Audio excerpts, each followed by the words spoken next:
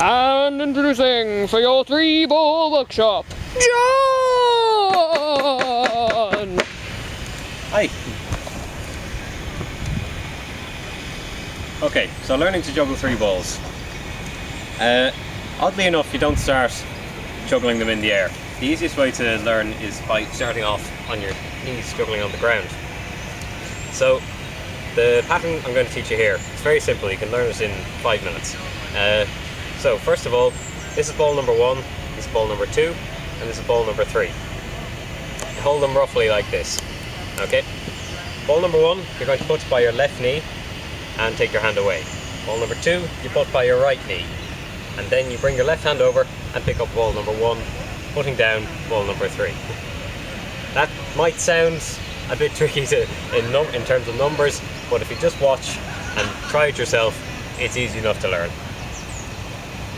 Down, across, pick up, down, across, pick up, down, across, pick up. And you can get this fairly fast.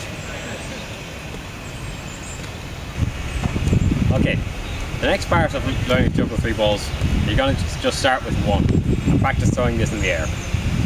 So, if you try to imagine yourself in a picture frame, like this, roughly like this, when you're throwing from one hand to the other, it doesn't peak in the middle, it peaks off to the opposite side, like about here. So you throw, peaks on the opposite side, and you catch. Throw, peaks on the opposite side, you catch. So just practice sending the ball around like this. It goes in a kind of a figure of 8 shape, you'll notice, roughly like that, each time peaking at the opposite corner. I catch on the outside and throw on the inside, catch on the outside, throw on the inside. That's another thing when you see someone juggling 3 balls. It's all catch on the outside, throw on the inside. When you get that hand motion down, you're doing quite well. So once you've had plenty of practice with this, you can make it a bit more interesting. So if you throw it a bit high, you just clap once while it's in the air. That's kind of the principle of juggling. It's just instead of clapping, you're throwing 2 other balls to make 3. So clap, throw, clap once, throw, clap once. If that's too easy, clap twice. Clap twice behind your back. The next thing you're going to do is practice with 2 balls. This can be kind of tricky to get the hang of, but you really do need to get it very solid before you move on. So, this is ball number 1, this is ball number 2. Throw 1, 2. Each time peeking in the opposite corner. 1, 2. And just throw and catch them. Then start with your left hand. 1, 2. 1, 2.